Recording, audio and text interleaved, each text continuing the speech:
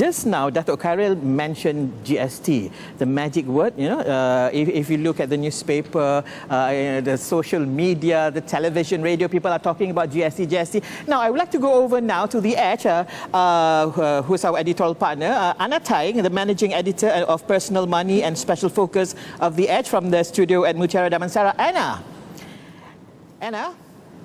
Hi, sir. Yes. Now, do you think Malaysia is ready for GST, Anna? Well, from the perspective of the man in the street and the average income earner, I don't think anyone will ever be ready for the GST because it is a consumption tax and it's going to take money away from our pockets.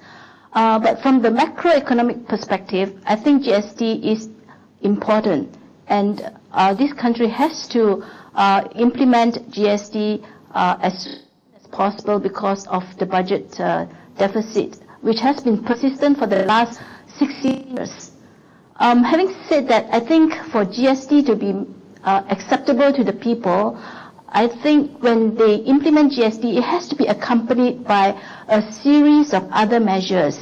And one of these measures would be, to make sure that the appropriate safety nets are put in place to help the poor.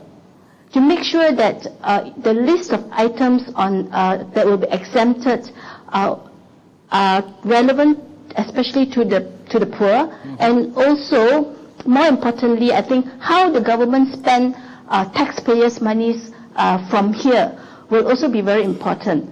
And from this perspective, I think it is important that the government make sure that leakages from corruption and wastage is minimized. Okay. All right. Thank you, Anna. I just have one more question for you now. Apart from GST, what other options does the government have to raise revenue?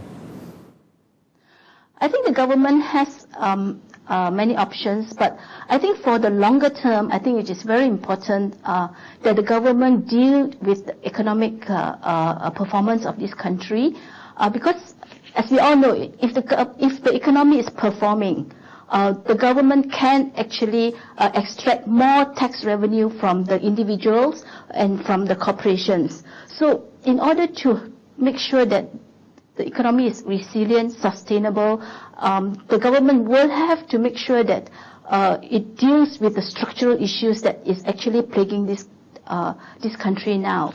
And under the new economic model and the economic transformation program, all the measures have been identified. So I think if we focus on that over the long term, the government revenue will increase naturally.